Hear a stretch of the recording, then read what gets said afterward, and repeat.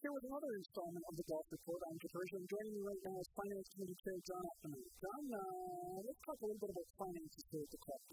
Well, first of all, tell me about some of your responsibilities as Finance Committee Chair.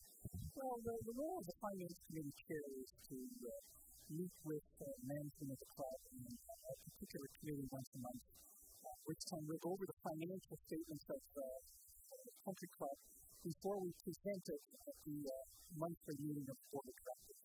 It gives us a chance to sit down with John Newton and Grant and go over the very specific numbers, how each department is doing, and gives us a chance to really get the pulse of the club, what areas are doing well, what areas are in need of improvement, and a pretty important role in this business of managing. Well, you talk about some of the areas in the club that are doing well and some that are perhaps not doing well. And sometimes that's a fault or no fault of their own. In fact, if the weather has been so poor this spring, we really must see it impact the bottom line. Oh, yes, you're right, Joe. When you're in the golf business, you are very, very vulnerable to weather.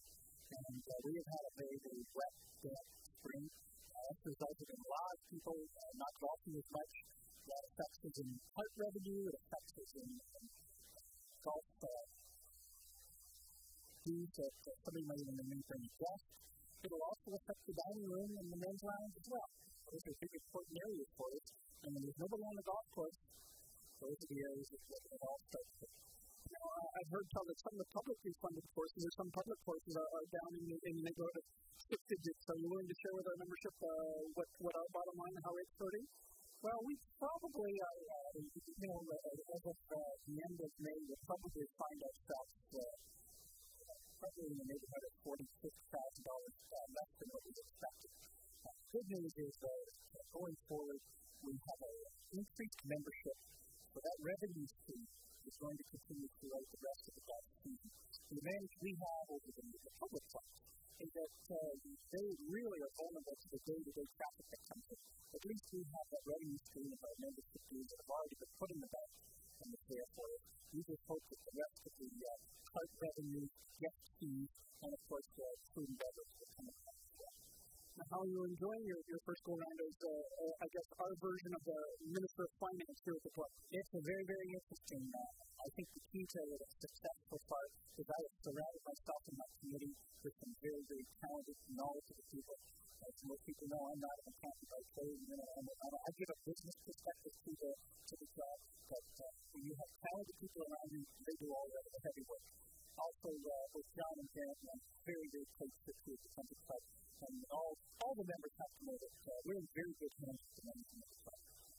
Putting our attention to more important, for some of us more important issues now that are on the golf course.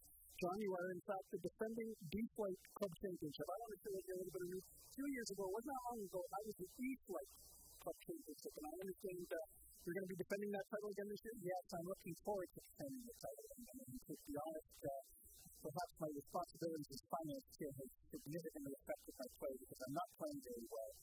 For all those D-Flight players out there, this could be the year that there could be a new champion because it's so busy around the club doing finance stuff, my game is really suffering. So we'll have to get out there and play one time real soon. Thanks again, John.